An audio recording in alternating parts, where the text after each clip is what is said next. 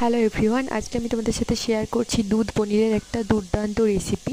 এটা অবশ্যই একবার নিরামিষ দিনে ট্রাই করো। তো দেখো, পনিরটাকে আমি এখানে পিস করে কেটে নিয়েছি এবং এখানে নিয়েছি পোস্ত আর কাজু বাটা। আমি এটা অলরেডি বেটে নিয়েছি এবং তার সাথে কাঁচা দুধ 1 বাটি। এবং দেখো, প্রথমে আমি পনিরটাকে ফ্রাই করে নেব।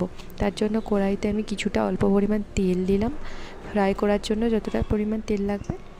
এবং পনিরে তারপর আমি একটু লবণ মিশিয়ে দেব, ভালোভাবে একটু লবণ মিশিয়ে দেব। দেখো, তারপর আমি গরম তেলে এই পনিরটাকে ফ্রাই করে নেব। পনিরটাকে খুব ভালোভাবে ফ্রাই করে নিয়েছি। দেখো, একটুও ভেঙে যায়নি গাইস। দেখো, তারপর আমি ওই তেলে দিয়ে দেব এলাচ, দারচিনি, লবঙ্গ। তো দেখো, এখানে আমি দিয়ে দিয়েছি। এরপর এটা একটু নাড়িয়ে নিলাম। তেলটা হালকা গরম হয়ে গেছে এবং এটা থেকে একটু স্মেল বেরিয়েছে। এরপর কাজু বাদাম এবং পোস্ত বাটাটা দিয়ে দিচ্ছি।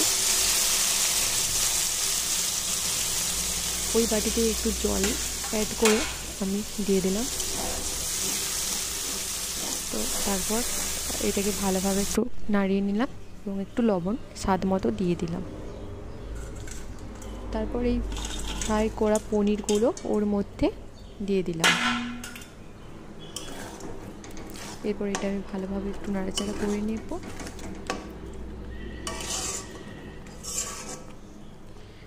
তো দেখো, এখানে আমি পনিরগুলো দিয়ে দিয়েছি এবং তারপর ঢাকনা চাপা দিয়ে রেখে দিয়েছিলাম 10 মিনিটের মতো। এবং তারপর ঢাকনাটা খুলে একটু স্বাদ মতো চিনি দিয়ে দিয়েছি। চিনিটা দিতেই হবে স্বাদের জন্য, না হলে টেস্ট আসবে না। তারপর দেখো, চিনিটা দিয়ে দুধ দিয়ে দিলাম, কাঁচা দুধ। তোমরা চাইলে দুধটা ফুটিয়েও নিতে পারো। তো আমি কাঁচা দুধই দিয়েছিলাম। তারপর এখানে একটু জল অ্যাড করলাম যাতে একটু মিশ্রণটা ঠিক হয়। এবং দেখো, তারপর একটু টেস্ট করে দেখে নিতে হবে যে লবণ এবং চিনিটা পরিমাণটা ঠিকঠাক আছে কি না। এবং দেখো, রেডি হয়ে গেছে দুধ পনির। এই রেসিপিটা এতই সুন্দর, তোমরা অবশ্যই নিরামিষ দিনে ট্রাই করো এবং কেমন লাগলো অবশ্যই কমেন্ট করে জানিও।